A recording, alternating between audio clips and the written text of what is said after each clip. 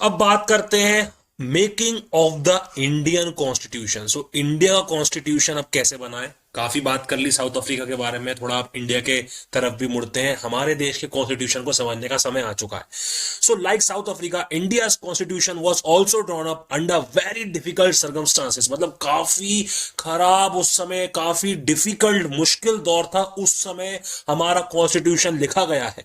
The making of the constitution for a huge and diverse country like India was not easier. कहने का तात्पर्य यह है कि अपना देश काफी बड़ा है, तो हर प्रकार के लोग अपने देश में रहते हैं, अलग अलग रिलीजन के हैं, अलग अलग डायलेक्ट, अलग अलग लैंग्वेज बोलने वाले लोग हैं, अलग अलग कास्ट के लोग हैं। तो उन सबको अपन को एक ही कानून फॉलो करवाना है तो कितना दिमाग लगाना पड़ा होगा एक ऐसा कॉन्स्टिट्यूशन लिखने में, ऐसे कानून कायदे बनाने में जो जिसमें सबकी सहमति हो, मतलब जिसको सारे लोग आसानी से फॉलो कर सके। So at that time the people of India were emerging from the status of subjects to that of citizens। मतलब उस समय सब्जेक्ट्स कहे जाते थे, इंडियंस को पहले सब्जेक्ट्स कहा जाता था क्योंकि उस समय क्या थे, इंडियंस गुलाम थे। उसके बाद अब क्या बन गए थे, सिटीजन्स, इंडियन सिटीजन्स बन गए थे। The country was born through a partition on the basis of religious differences. तो धर्म के नाम पे अपने देश को उस समय बांट दिया गया था, इंडिया और पाकिस्तान फॉर्म हुआ था। This was a traumatic experience for the people of India and Pakistan. So काफी खराब चीज हुई थी उस समय जो भी पार्टीशन हुआ था, ठीक है ना। तो पार्टीशन में ऐसे क्या हुआ था, लगभग 10 लाख लोगों की मौत हो गई थी। जब लोग इंडिया से पाकिस्तान और पाकिस्तान से इंडिया की साइड आ रहे थे तो उस समय 10 लाख लोगों की मौत हो गई थी बॉर्डर्स पे। There was another problem, the British had left it to the rulers of the princely states to decide whether they wanted to merge with India or with Pakistan or remain independent. उस समय Britishers ने एक दिक्कत तो ये कर दी कि India को डिवाइड कर दिया और दो पार्ट्स में तोड़ दिया, इंडिया और पाकिस्तान में। ब्रिटिशर्स ने एक और चाल चली और क्या करा, अपना जो इंडिया था उस समय ऐसा कोई स्टेट्स नहीं थे, जैसे आज इंडिया में क्या है, स्टेट्स है, मध्य प्रदेश, उत्तर प्रदेश, महाराष्ट्र, ऐसे बहुत सारे स्टेट्स है। उस समय ऐसे कोई स्टेट्स नहीं थे। उस समय क्या होता था, हर एक लोकेलिटी या बोल सकते हर एक पर्टिकुलर एरिया का राजा होता था, किंग होता था, प्रिंस होता था। तो ब्रिटिशर्स ने ये बोला, देखो प्रिंस साहब आपकी मर्जी है। जैसे मान लो हैदराबाद, तो हैदराबाद का खुद का एक कौन था, प्रिंस था, नवाब था। ब्रिटिश ने बोला कि देखो आपकी मर्जी है, आपको इंडिया के साथ रहना है, आपको पाकिस्तान के साथ रहना है, या आपको इंडिपेंडेंट खुद का देश बनाना है, वो आपके ऊपर है। तो बड़ा दिक्कत वाला हो गया क्योंकि जितना पार्ट इंडिया का था, इंडिया वाले चाहेंगे हमारा पार्ट बड़ा हो, पाकिस्तान वाले चाहेंगे हमारा पार्ट बड़ा हो, और कुछ प्रिंसली वाले जो प्रिंस होंगे वो सोचेंगे नहीं भाई हम तो खुद का देश बनाएंगे। तो ये काफी ही मुश्किल समय था इंडिया के लिए, क्योंकि इंडिया को कैसे भी करके ज्यादा से ज्यादा प्रिंस को, उनके ज्यादा से ज्यादा एरिया को इंडिया में मिलाना था, ठीक है ना। सो क्या हुआ, the merger of this princely states was a difficult and uncertain task. When the constitution was being written, the future of the country did not look as secure as it does today. The maker of the constitution had anxieties about the present and the future of the country. तो उस समय जो constitution लिख रहे थे वो काफी डर था कि जो ये प्रिंस वगैरह लोगों के साथ हम देश को बड़ा कर रहे हैं, मिला रहे हैं, ये आगे चल के घातक सिद्ध ना हो, आगे चल के प्रॉब्लमेटिक ना हो जाए। बट बढ़िया चल रहा है आज। अब the path of the constitution, हमारा कॉन्स्टिट्यूशन कैसे लिखा गया उसका पूरा रास्ता समझते हैं, कैसा हुआ था ये सब। So sorry, despite all this difficulties there was one big advantage for the makers of Indian constitution, ठीक है ना। तो एक काफी बड़ा एडवांटेज था, अपन वो एडवांटेज देखते हैं। साउथ अफ्रीका में क्या था कि they did not have to create a consensus about what a democratic India should look like. क्योंकि साउथ अफ्रीका क्या था उस समय, साउथ अफ्रीका काफी टाइम बाद उनका कॉन्स्टिट्यूशन लिखा गया। 1994 में साउथ अफ्रीका कॉन्स्टिट्यूशन आया, अपना कॉन्स्टिट्यूशन आ गया था 1950 में, ठीक है। 1947 में इंडिपेंडेंस मिला, अपन इंडिया रिपब्लिक बना 1950 में। तो उस समय क्या था, इतनी कंट्रीज डेमोक्रेटिक नहीं थी और इंडिया को काफी अच्छे से दिमाग लगाना पड़ा। इंडिया ने कुछ पॉइंट्स फ्रांस से लिए, कुछ पॉइंट्स यूएसए से लिए, कुछ पॉइंट्स यूके से लिए, मतलब हर जगह से कुछ अच्छी अच्छी चीजें ली। अच्छा डेमोक्रेसी का मतलब ये होता है, ठीक है ना। ये जो यूनिवर्सल एडल्ट फ्रेंचाइज वाला सीन था ये इन्होंने लिया फ्रांस से कि अच्छा एक पर्सन एक वोट एक वैल्यू। तो ये अलग अलग जगहों से मतलब लिया गया बहुत सारी चीजें, खुद भी कुछ चीजें थी बिल्कुल जो इंक्लूड करी गई थी। साउथ अफ्रीका में इतनी दिक्कत नहीं आई क्योंकि साउथ अफ्रीका जब 1994 में कॉन्स्टिट्यूशन लिख रहा था तो उसे पता था कि ऐसी पहले से बहुत सारी कंट्रीज है जो डेमोक्रेसी है, उनमें क्या चीजें चल रही है। तो साउथ अफ्रीका ने इजीली उन सब चीजों को इंक्लूड कर लिया था। अब बात करते हैं, much of this consensus had involve during the freedom struggle our. अब देखो इंडिया के साथ क्या सीन था, इंडिया को भी इतनी प्रॉब्लम नहीं आई थी क्योंकि इंडिया जब इंडिपेंडेंट हुआ ना, तो इंडिया जब वो गुलामी के उस दौर से गुजर रहा था, तो उस समय लोगों को समझ में आ रहा था कि हाँ यार, ऐसा व्यवहार ब्रिटिशर्स हमारे साथ कर रहे हैं धर्म के नाम पे। तो फिर लोगों को क्लिक करा, इंडियंस को क्लिक करा कि अच्छा, जब हम इंडिपेंडेंट होंगे तो हम एक ऐसा कानून बनाएंगे जिससे कोई भी रिलीजन के नाम पे डिस्क्रिमिनेट नहीं करेगा। ओके, अब ब्रिटिशर्स क्या करते थे जब वो रूल करते थे, वो सिर्फ ब्रिटिश वाले लोगों को ही अलाउ करते थे वोट करने के लिए और इंडियंस को अलाउ नहीं करते थे वोट करने के लिए। तो इससे इंडिया वालों के दिमाग में ये चीज आई, अच्छा, हम जब इंडिपेंडेंट हो जाएंगे तो हम हर एक बंदे को अलाउ करेंगे वोट करने के लिए, तभी तो हम डेमोक्रेसी कहलाएंगे। तो उनको ये सब चीजों का बहुत अच्छे से ज्ञान होने लग गया था जब ब्रिटिशर्स रूल कर रहे थे। सो अवर national movement was not merely a struggle against a foreign rule, it was also a struggle to rejuvenate our country and to transform our society and politics। तो पूरा ट्रांसफॉर्म करने का जिम्मा था, मात्र इंडिपेंडेंस नहीं था। हम अपनी सोसाइटी को काफी अच्छा बनाना चाह रहे थे कि हमारी सोसाइटी में डिस्क्रिमिनेशन कास्ट के बेस पे और बहुत सारी चीजें, बहुत प्रॉब्लम्स थी, ठीक है ना, ऐसे बहुत सारे कानून थे। तो हमारा जो इंडिपेंडेंस हुआ उसके बाद हमारे जो फ्रीडम फाइटर्स है जिन्होंने कॉन्स्टिट्यूशन लिखा है, वो चाहते थे कि हमारे देश में कंप्लीट चेंज होना चाहिए, ठीक है। अब क्या हुआ, there were sharp differences of opinion within the freedom struggle about the path India should take independence. अब देखो भाई, ऐसा तो होता नहीं है कि जितने लोग इंडिपेंडेंस दिलवाने में मदद कर रहे हैं सबका एक ही प्रकार का ओपिनियन हो, मतलब सबका एक ही प्रकार से दिमाग चलता हो। कुछ लोग सोच रहे थे ठीक है, दोनों लोग, जैसे मान लो दो लोग हैं, इन दोनों लोगों ने फ्रीडम दिलवाने में मदद करी, दोनों लोगों का मानना है कि हर इंसान के पास वोट देने का अधिकार होना चाहिए, ठीक है। बट इस वाले बंदे का मानना है कि कम्युनलिज्म आना चाहिए हमारे देश में, इस वाले बंदे का मानना है कैपिटलिज्म आना चाहिए देश में। लो, अब सहमति नहीं बन रही, दोनों ने चलो इंडिपेंडेंस दिलवाने मदद करी, इसका मतलब ये थोड़ी कि ये गलत हो गया या ये गलत हो गया। मतलब लोगों की विचारधाराएं बहुत अलग थी कि हमें अपने देश को इस रास्ते पे ले जाना है, हमें हमारे इस देश को इस रास्ते पे ले जाना है। तो वो डिफरेंसेस काफी मुश्किल से कम हुए या उनको कितनी मुश्किलों के बाद रिजॉल्व करा गया। चलो अब कुछ पुरानी बात करते हैं। As far back as in 1928 की बात है, Motilal Nehru and 8 other Congress leaders drafted a constitution for India, ठीक है ना। उन्होंने मतलब 1928 में मोतीलाल नेहरू एक फ्रीडम फाइटर थे और उनके साथ 8 और कांग्रेस के लोगों ने एक कॉन्स्टिट्यूशन लिख दिया था पहले इंडिया के लिए 1928 में। और 1931 में क्या हुआ, the resolution at the Karachi session of the Indian national Congress dwelled on how independent India's constitution should look like. तो 1931 में इंडिया की कांग्रेस, देखो इंडिया जो कांग्रेस पार्टी है ना, वो 1885 में ही बन गई थी, तो उस समय कांग्रेस की पार्टी थी। तो 1931 में कराची जो सिटी है अब जो पाकिस्तान में है, वहां पर एक सेशन हुआ कांग्रेस पार्टी का, वहां पर डिस्कशन करा गया कि हमारा जो इंडिया का कॉन्स्टिट्यूशन होगा, मतलब हम जब इंडिपेंडेंस अभी पा लेंगे उसके बाद हमारा जो कॉन्स्टिट्यूशन होगा वो किस प्रकार का होना चाहिए, ये डिस्कशन कर रहे थे ये लोग।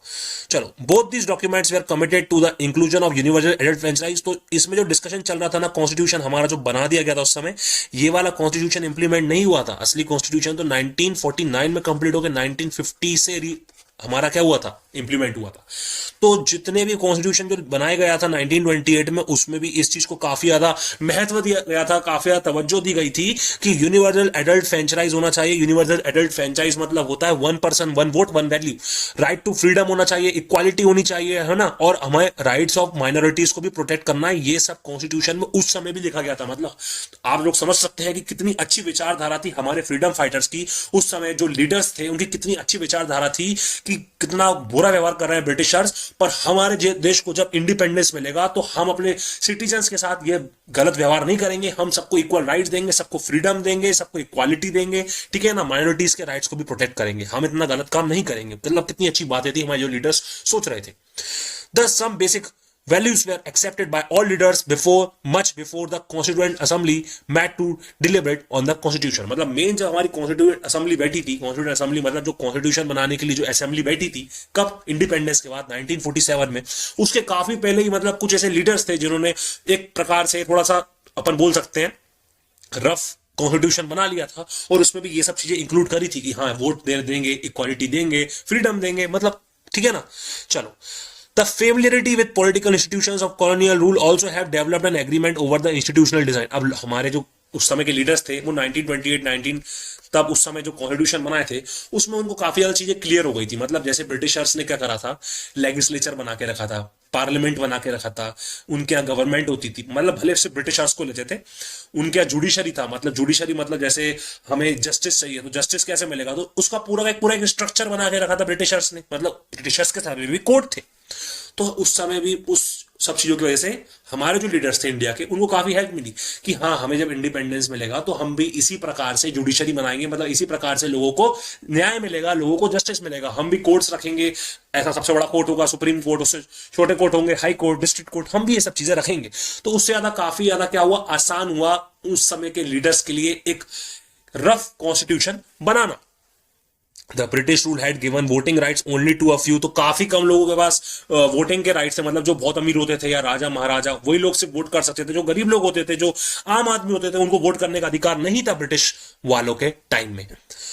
So on the basis of the British had introduced very weak legislatures, elections were held in 1937 to provincial legislatures and ministries all over the British India। तो ब्रिटिश इंडिया के समय में 1937 में इलेक्शंस हुए थे। भाई इलेक्शंस करवाते थे, पर इलेक्शंस में क्या होता था, मात्र ब्रिटिश खड़े हो पा रहे, चलो कहीं कहीं पर इंडियंस को भी खड़ा होने देते थे, पर वो इंडियंस अगर जीत भी जाते थे ना, तो एट द एंड जो सबसे बड़ा हेड होता था वो हमेशा ब्रिटिश होता था, चलती एट द एंड ब्रिटिश वालों की ही थी। These were not fully democratic government, तो ये पूरी की पूरी डेमोक्रेटिक गवर्नमेंट नहीं होती थी। बताया मैंने आपको, इलेक्शन करवाना मतलब डेमोक्रेसी नहीं हो जाता है, इलेक्शन को फ्री और फेयर करवाना है। आप पहला चैप्टर जरूर देखिएगा, इसमें what is democracy, why democracy, democracy क्या है और डेमोक्रेसी की आवश्यकता क्यों है हमें। तो भाई ठीक है, इलेक्शंस करवा रहे हो आप, पर अगर आप ईमानदारी वाले इलेक्शंस करवाओगे, कोई धांधली नहीं करोगे, इसमें फ्रॉड नहीं करोगे, तभी तो वो डेमोक्रेसी कहलाएगा। गलत तरीके से इलेक्शंस करवा रहे हो तो वो थोड़ी कोई इलेक्शन ऐसा करवाएगा, ठीक है ना। चलो, but the experience gained by Indians in the working of the legislative institutions proved to be very useful for the country in setting up its own institutions and working in them। पर क्या हुआ, जो institutions बना के रखे थे Britishers ने, elections होते थे, कभी कभार कुछ इंडियंस जीत जाया करते थे, जिनको ब्रिटिश अलाउ करते थे, चलो प्रो आप हमारे अच्छे दोस्तों आप खड़े हो सकते हो, वो जीत जाते थे, तो वो इंडिया पार्लियामेंट में, वो इंडियंस पार्लियामेंट में बैठते थे, तो उनको काफी अच्छे से नॉलेज होगा कि हाँ भाई ये ब्रिटिश वाले पार्लियामेंट को कैसे चलाते हैं, एक स्पीकर होता है, फिर ऐसे ऐसे लोग बैठते हैं, ऐसे डिसीजंस होते हैं, तो उनको काफी अच्छा नॉलेज हो गया, तो उनको थोड़ा आसान हुआ बाद में कॉन्स्टिट्यूशन को ड्राफ्ट करने में, मतलब कॉन्स्टिट्यूशन बनाने में, कॉन्स्टिट्यूशन लिखने में। चलो, years of thinking and deliberation on the framework of constitution had another benefit, our leaders gain confidence to learn from other countries. हमारे लीडर्स से दूसरी कंट्रीज से बहुत सी का बताया मैंने आपको, कुछ ज्ञान यूएसए से लिया, कुछ ज्ञान फ्रांस से लिया, कुछ ज्ञान यूके से लिया, मतलब बहुत अलग अलग कंट्रीज के कुछ अच्छे अच्छे लॉज देखे और उन लॉज को भी अपने कॉन्स्टिट्यूशन में लिख लिया, but on our own terms, मतलब टर्म मतलब बिल्कुल सेम है। जैसे मान लो एग्जाम्पल दे रहा हूं मैं आपको, फ्रांस एक कंट्री है, वहां पर क्या यूनिवर्सल एडल्ट फ्रेंचाइज है, हर पर्सन के पास वोट करने का अधिकार है, ठीक है। फ्रांस में बहुत खतरनाक तरीके से फ्रीडम दी जाती है, बहुत ही खतरनाक तरीके से फ्रीडम दी जाती है, आप किसी को कुछ भी बोल सकते हो, पर ठीक है ना, वो फ्रांस में, ठीक है। अच्छी बात लगी इंडियंस वाले, जो हमारे इंडिया के लीडर्स थे, उनको काफी अच्छा लगा, वाह यार फ्रांस में फ्रीडम मिल रहा है, फ्रीडम फ्रीडम, आप कुछ भी बोल सकते हो, you have the right to speak. But ये इंडिया है, यहां पर कुछ अलग सीन है, मतलब यहां पर वैसा का वैसा सीन नहीं है, थोड़ा अलग सीन है। फ्रांस में तो चलो सारे के सारे एक ही प्रकार के लोग हैं, वह सब वाइट है, सब वहां पर एक ही धर्म के लोग हैं, बट इंडिया में क्या है, अलग अलग कास्ट है, अलग अलग रिलीजन है, अलग अलग लैंग्वेज बोलने वाले लोग हैं, सब कुछ है। अगर आपने इतनी ज्यादा फ्रीडम दे दी स्पीक करने की, हो सकता है लोगों को इतनी छूट मिल जाए, लोग किसी के भी धर्म के बारे में कुछ भी बोल दे, लोग किसी की भी कास्ट के बारे में कुछ भी बोल दे, तो जिसके बारे में बोलेंगे उनको तो काफी बुरा लगेगा ना, उनको तो डिस्क्रिमिनेट फील होगा। तो अगर फ्रीडम इंडिया वाले देंगे तो एक लिमिटेड बेसिस पे देंगे कि भैया इतनी फ्रीडम है, पर किसी का दिल मत दुखाना यार, किसी का रिलीजन, कास्ट, लैंग्वेज के बेस पे किसी को बुरा मत बोलना। तो फ्रीडम का कंसेप्ट अच्छा है जो फ्रांस से लेके आए, बट हमारी खुद की टर्म्स है कि हाँ इतना ही फ्रीडम इंप्लीमेंट हो सकता है, इससे ज्यादा फ्रीडम नहीं दे पाएंगे लोगों को, वरना उसका उल्टा असर पड़ सकता है। तो अपने हिसाब से थोड़ा इन सब चीजों को समझा, ठीक है ना। अब देखते हैं द कॉन्स्टिट्यूएंट असेंबली, हमारे लिए जो कॉन्स्टिट्यूशन लिखा गया उसके लिए कॉन्स्टिट्यूएंट असेंबली बनाई गई थी, ठीक है ना। Who then were the makers of the Indian Constitution। you will find here very brief sketch of some of the leaders के बारे में थोड़ा अपन पढ़ने वाले, बहुत मजा आएगा आपको। ये आगे अभी आप देखोगे ना, एक नंबर मजा आने वाला है आपको। ये आप देख रहे हो कुछ फिगर्स यहाँ पर बने हुए, जैसे बलदेव सिंह, जैसे ये क्या लिखा है दुर्गाबाई देशमुख, यहाँ पर आप देख रहे हो एससी मुखर्जी, यहाँ पर जयपाल सिंह, यहाँ पर राजेंद्र प्रसाद कौन है, ये सब पढ़ो आप, क्या है ये राजेंद्र प्रसाद, ये बिहार में बॉर्न हुए थे, ये प्रेसिडेंट थे कॉन्स्टिट्यूंट असेंबली में। मतलब जो हमारा कॉन्स्टिट्यूशन लिखा जा रहा था ना जब इंडिपेंडेंस के बाद, तो उसके जो प्रेसिडेंट थे, उस असेंबली, उस कॉन्स्टिट्यूंट असेंबली के जो प्रेसिडेंट थे वो थे राजेंद्र प्रसाद, लॉयर थे, है ना, काफी इंपॉर्टेंट फिगर माने जाते थे। वैसे ही आप ये सब देखिए, जयपाल सिंह कौन थे, ये मुखर्जी कौन थे, ठीक है ना। चलो अब जो drafting of the document called the constitution was done by N assembly of elected representatives called the constituent assembly. तो ये असेंबली गठित करी गई थी और इसमें जितने भी लोग बैठे हुए थे ना उनको इलेक्टेड करा गया था, उनको इलेक्ट करा गया था, ठीक है ना। इनके इलेक्शंस भी हुए थे 1946 जुलाई में, मतलब इंडिपेंडेंस से पहले ही इनके इलेक्शंस हो गए थे। क्योंकि इंडिपेंडेंस ऐसा तो नहीं कि एक दिन में मिल गया, है ना। 15 अगस्त को इंडिपेंडेंस मिला अपन को, तो 14 अगस्त को बात हुई कि चलो आपको इंडिपेंडेंस देते, एक दिन में इंडिपेंडेंस हो गया, ऐसा नहीं होता। 1 1.5 2 साल पहले से इंडिपेंडेंस का पूरा हो जाता है, तो उसके ऊपर फिर पावर्स पूरी की पूरी ब्रिटिश से इंडियंस के पास ट्रांसफर होती है। जितने भी इंस्टीट्यूशंस थे उस समय ब्रिटिशर्स से इंडिया के पास ट्रांसफर हुए, फिर उन्होंने पार्टीशन करा, तो उसमें भी काफी टाइम लगा, डॉक्यूमेंट्स वगैरह सब होते हैं। तो उस समय 1946 में इलेक्शंस करवाए गए थे कॉन्स्टिट्यूएंट असेंबली के लिए कि हाँ ठीक है, अब इंडिया के लिए जो कॉन्स्टिट्यूशन लिखा जाएगा उसके लिए पूरी असेंबली बनाई जाएगी, तो उसमें कौन कौन लोग उसमें हिस्सा ले सकेंगे, कौन कौन लोगों के पास अधिकार होगा उस कॉन्स्टिट्यूएंट असेंबली में पार्ट लेने का। तो उसके लिए इलेक्शंस हुए थे इंडिया में, ठीक है ना, 1946 में। Soon after the country was divided into India and Pakistan, the Constituent Assembly was also divided into Constituent Assembly of India and that of Pakistan. तो Constituent Assembly जो थी ना वो भी डिवाइड हो गई थी, कुछ पाकिस्तान की थी और कुछ अपनी इंडिया की हो गई थी। अब जो the constituent assembly that road the Indian constitution had 299 members. अब हमारे जो इंडिया का कॉन्स्टिट्यूशन लिखा गया है आज, जो इंडिया का कॉन्स्टिट्यूशन है उसमें टोटल 299 मेंबर्स थे। मतलब 299 लोगों ने बैठ के इस बारे में चर्चा करी कि हमारा इंडिया कॉन्स्टिट्यूशन कैसा होना चाहिए, ठीक है ना। The assembly adopted the constitution on 26 नवंबर 1949 को हमारा कॉन्स्टिट्यूशन कंप्लीट हो गया था और लोगों ने अडॉप्ट कर लिया था कि हाँ हमारा ये कॉन्स्टिट्यूशन होगा। 26 जनवरी 1949 डेट याद रखना। पर इंप्लीमेंट कब करा? 26 जनवरी 1950 को इंप्लीमेंट कर दिया। तभी हम 26 जनवरी को रिपब्लिक डे बनाते हैं। अब आपको शायद समझ में आ रहा होगा बहुत अच्छे से। चलो, so why should we accept the constitution made by this constituent assembly more than 6 decades ago? We have already noted one reason of the constitution does not reflect the views of its members alone. It expresses a broad consensus of its time. Many countries of the world have had to rewrite the constitution afresh because of basic rules were not acceptable to the all major social groups or political parties. In some other countries, the constitution exists as a mere piece of paper. No one actually follows it. The experience of our constitution is different. Over the last half century, several groups have questioned some provisions of constitution, but no large social group or political party has ever questioned the legitimacy of the constitution itself. This is an unusual achievement for any constitution. कहने का तात्पर्य ये है कि constitution एक प्रकार से एक किताब है, बहुत सारे कानून लिखे हैं, फॉलो करना है करो, नहीं करना मत करो। हमारा देश का कॉन्स्टिट्यूशन क्या है, काफी यूनिक है, काफी अच्छा है, काफी बेहतर है दूसरे देशों के कॉन्स्टिट्यूशन से। क्यों भाई? आज तक कोई ऐसा मेजर चेंज नहीं करना पड़ा, ठीक है। थोड़े बहुत लॉस लोगों को पसंद नहीं आए तो अपन ने क्या करा, उसको अमेंड करा, उसमें कुछ नया चेंज लेके आए। पर ऐसे बहुत सारे देश में जिसमें कॉन्स्टिट्यूशन बहुत बार लिखा गया है, अपने देश में तो मात्र एक बार लिखा गया है और वही अपन सब फॉलो कर रहे हैं इतने टाइम से, 6 डिकेड मतलब 70-75 सालों से। पर ऐसे बहुत सारे देश है जहां पर कॉन्स्टिट्यूशन क्या है, बहुत बार लिखा गया है, क्योंकि लोग एक्सेप्ट ही नहीं कर पा रहे। किसी ने कुछ कानून लिखा है, लोग एक्सेप्ट ही नहीं कर रहे, भाई साहब आपने क्या लिख दिया, लो अब नया कॉन्स्टिट्यूशन लिखा रहा है। पर हमारे देश में ऐसा नहीं है, लोग एक्सेप्ट कर रहे हैं कि कॉन्स्टिट्यूशन हमारा काफी अच्छा है और हम उसी को फॉलो करेंगे, ठीक है। अब एक और चीज देखते हैं। The second reason is for accepting the constitution is that the constituent assembly represented the people of India. अब हमारे जो 299 मेंबर्स थे जिन्होंने कॉन्स्टिट्यूशन लिखा था, वो हर प्रकार के लोग थे। कोई कश्मीर से आया था, कोई तमिलनाडु से, कोई कहीं से, हर रिलीजन के लोग थे, हर कास्ट के लोग थे, हर लैंग्वेज बोलने वाले लोग थे। तो पूरा का पूरा मिलके मतलब ये डिसाइड करा गया था। काफी डिफरेंट ओपिनियंस थी इसमें, बहुत सारे फ्रीडम फाइटर्स भी थे, बहुत सारे लीडर्स थे। उस समय इंडिया की जितनी भी पार्टीज थी उन सब के लीडर्स भी थे, ठीक है ना। और सबका ये सब अलग अलग groups, caste, classes, religion, occupations के लोग थे। तो काफी आसान हुआ, ठीक है ना। चलो अब इसके बाद देखते हैं अब किस प्रकार से हमारा कॉन्स्टिट्यूशन बना गया। So finally the manner in which the constituent assembly worked gives the sensitive to the constitution.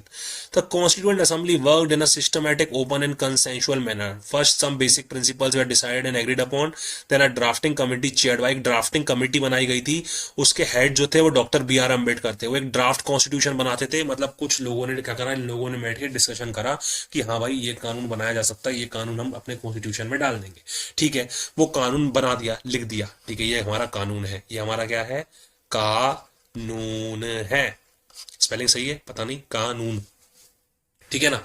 कानून है हमारा, ये हमारा लॉ है। अब ये लॉ क्या होता है, ड्राफ्टिंग कमेटी के पास जाता था। ड्राफ्टिंग कमेटी एक कमेटी थी, उसके जो हेड थे वो कौन थे, डॉक्टर बी आर अम्बेडकर। वहां पर इनकी कमेटी थी, पूरा बैठते थे और देखते थे हाँ भाई क्या ये कानून सही है, सही में क्या ये इंप्लीमेंट होगा, क्या ये कॉन्स्टिट्यूशन में लिखाएगा। तो उस पर सहमति बनती थी, उसके बाद उसको कॉन्स्टिट्यूशन में लिख दिया जाता था, ठीक है। काफी इंपॉर्टेंट क्लॉज बाय क्लॉज देखा गया है। More than 2000 amendments were considered, 2000 ऐसे अमेंडमेंट्स लिए गए थे। द मेंबर्स डिलिबरेटेड फॉर 114 दिन के लिए, 3 सालों में, 3 साल में के अंतराल, 1947 में इंडिपेंडेंस मिला, वहां से 1949 तक 3 साल में कम से कम 114 दिन ये सब मिले। कौन, ये सारे लीडर्स जिन्होंने कॉन्स्टिट्यूशन लिखा, और at the end constitution complete करा। Every document presented and every word spoke in the constituent assembly had been recorded and preserve.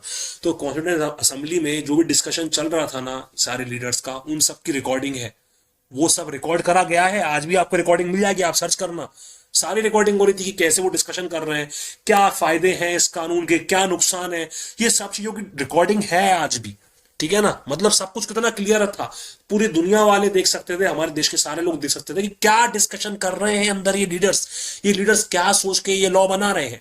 तो वो सारी चीजें आपको पता चल जाएगी, ठीक है ना। तो इस प्रकार से कॉन्स्टिट्यूशन का मतलब अपन को समझ में आ गया है, ठीक है ना। अब देखते हैं the guiding values of the Indian constitution.